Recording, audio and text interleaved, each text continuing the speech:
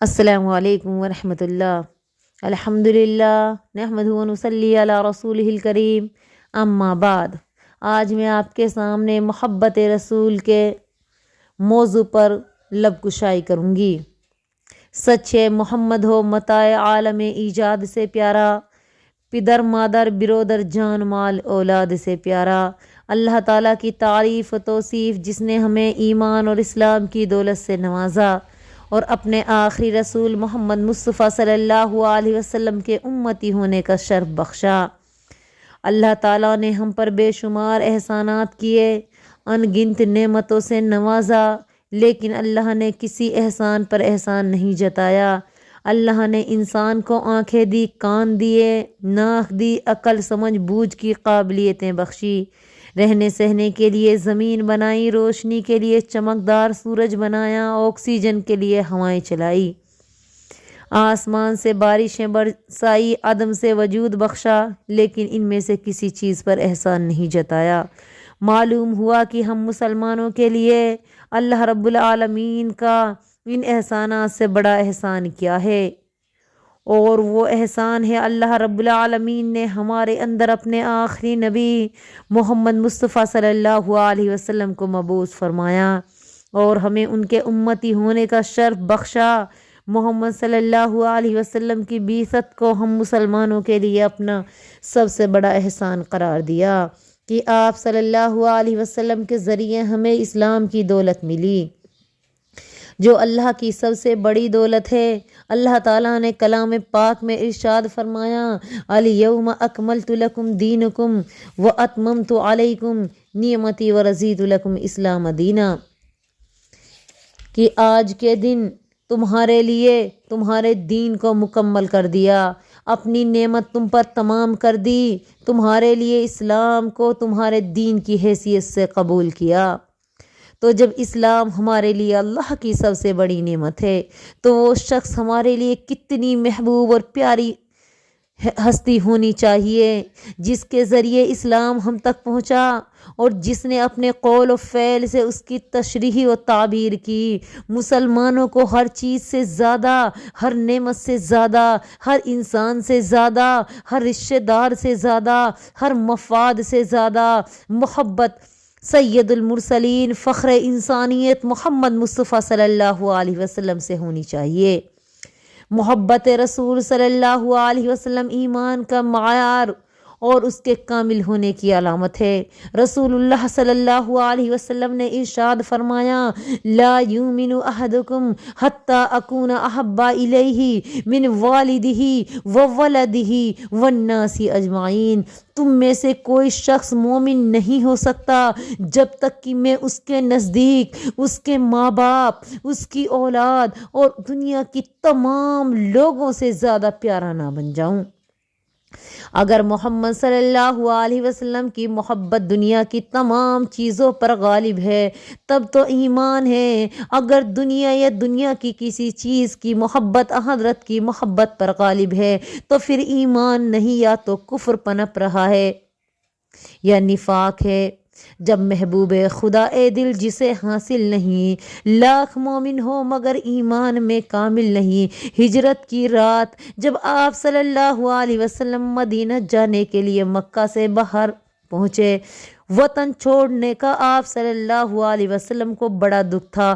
ہجرت کا یہ سفر بڑی مصیبتوں سے کٹا، کیونکہ انجانا راستہ تھا، ساتھ ہی دشواریاں تھی۔ شاعر کہتا ہے، نبی کے پاؤں نازک ہر قدم پر چوٹ کھاتے تھے، دل صدیق کے جذبات زخمی ہوتے جاتے تھے۔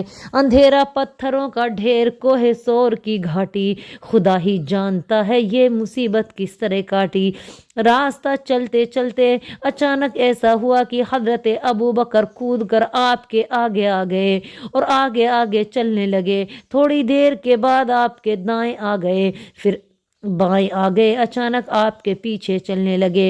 हज़रत सल्लल्लाहु अलैहि वसल्लम ने फरमाया, अबू बकर ये क्या है, कभी आगे आ जाते हो कभी पीछे, कभी दाएं चलने लगते हो कभी बाएं, ठीक से चलो, ये कैसा चलना है। हज़रत अबू बकर ने अर्ज़ किया, या रसूलुल्लाह, जब ख़तरा महसूस होता है कि दुश्मन आपके आगे से न आ रहा हो तो मैं आपके आगे आ जाता हूँ, और जब ये महसूस होता है कि दुश्मन आपके दाएं ना पहुँच जाए तो आपके दाएं आ जाता हूँ, और जब डर लगता है कि दुश्मन आपके बाएं जानिब से हमला ना कर दे तो बाएं पहुंच जाता हूँ, और पीछे से हमला होने का खदशा महसूस करता हूँ तो आपके पीछे पहुंच जाता हूँ, ताकि कोई तकलीफ पहुंचे तो पहले मुझे पहुंचे, आप उससे महफूज रहे। जब आप सल्लल्लाहु अलैहि वसल्लम गारे सौर पर पहुंचे, जो एक महफूज जगह थी, हजरत अबू बकर ने कहा, या रसूलुल्लाह, आप यहीं ठहरिए, मैं गारे सौर में पहले दाखिल हो जाता हूँ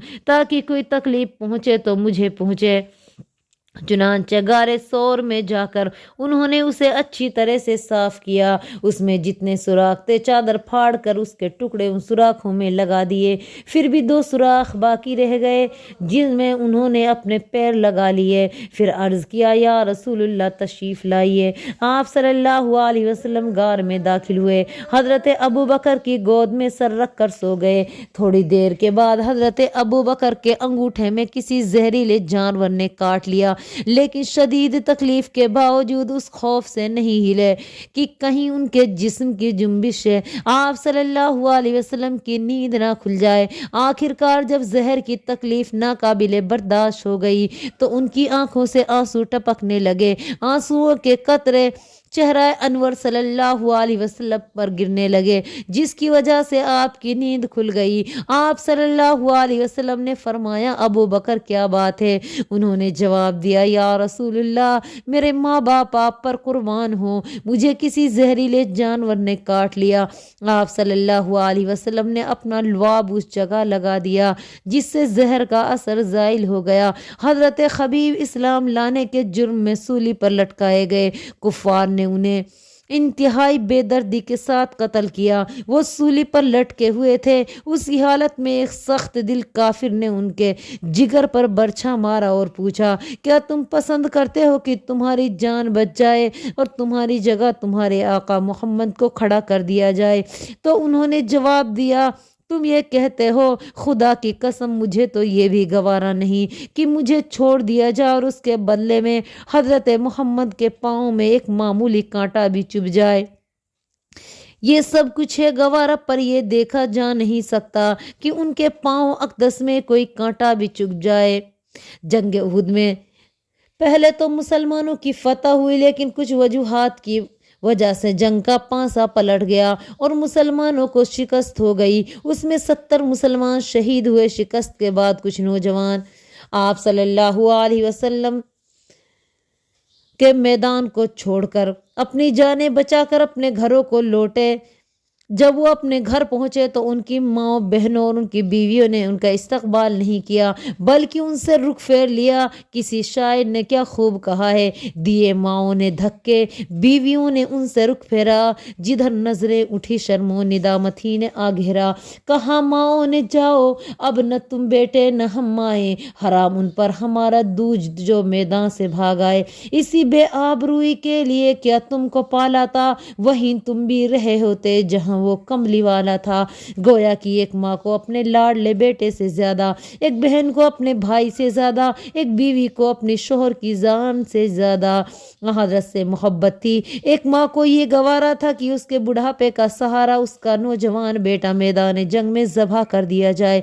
एक बहन को ये बात पसंद थी कि उसका नौजवान भाई शहीद कर दिया जाए। एक बीवी को ये गवारा था कि उसका सुहाग उजड़ जाए, लेकिन ये गवारा नहीं था कि हज़रत सल्लल्लाहु अलैहि वसल्लम पर कोई आँच आए।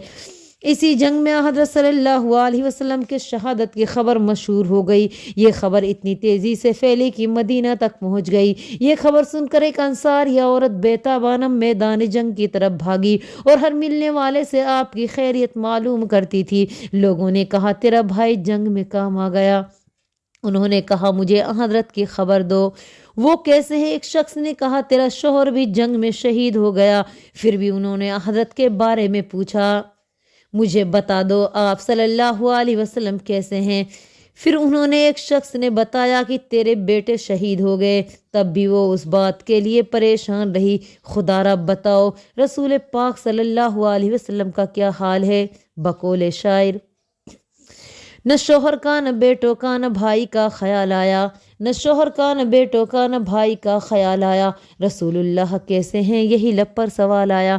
جب لوگوں نے انہیں بتایا کہ آپ صلی اللہ علیہ وسلم زندہ ہیں تو یہ خوشخبری سن کر وہ مطمئن ہو گئی اور انہوں نے کہا خدا را مجھے دکھاؤ، میں بھی آپ کا وجود مبارک دیکھ لوں۔ لوگوں نے اشارے سے بتایا۔ جب ان کی نظرت آپ پر پڑی، بے ساختہ پکار اٹھی، کلو مصیبت بعد کا جلل، آپ کے بعد ہر مصیبت ہی ہے تسلی ہے، پناہ بے کسا زندہ سلامت ہے، کوئی پرواہ نہیں سارا جہاں زندہ سلامت ہے۔ اتنا ہی نہیں، صحابہ کرام اپنی جانوں اور اپنے مال سے زیادہ آپ صلی اللہ علیہ وسلم سے محبت کیا کرتے تھے، جیسا کہ حضرت عمار بن زیاد زخموں کی تاب نہ لا کر گر پڑے، پورا جسم لہو لہان تھا۔ حضرت صلی اللہ علیہ وسلم ان کے سرہانے پہنچ گئے۔ آپ نے ان سے کہا کوئی تمنا ہو تو بتاؤ۔ حضرت عمار نے اپنا سر گھسیٹ کر آپ صلی اللہ علیہ وسلم کے قدموں میں رکھ دیا، گویا کہ کوئی تمنا ہے تو یہی ہے۔ گلستان میں جا کر ہر ایک گل کو دیکھا، نہ تیری سی رنگت نہ تیری سی بو ہے، نکل جائے دم تیرے قدموں کے نیچے، یہی دل کی خواہش یہی آرزو ہے۔ عمار بن زیاد اسی حالت میں جام شہادت نوش فرماتے ہیں۔ یہ تھی ہمارے صحابہ کرام کی محبت اپنے پیارے حبیب سے، لیکن افسوس آج ہم ان کے بالکل الٹے ہو گئے ہیں۔ آج ہمارے دلوں میں دنیا کی محبت گھر کر چکی ہے، دین سے دوری ہوتی جا رہی ہے، نبی کی سنت پر عمل کرنے کے بجائے من گھڑت رسومات پر عمل کر رہے ہیں۔ اب میں آخر میں اللہ سے دعا گو ہوں کہ اللہ رب العالمین ہم سب کو نبی کی سچی محبت عطا فرما، نبی کی سنتوں پر عمل کرنے والا بنا اور جنت الفردوس میں جگہ دے، آمین یا رب العالمین۔ السلام علیکم ورحمۃ اللہ۔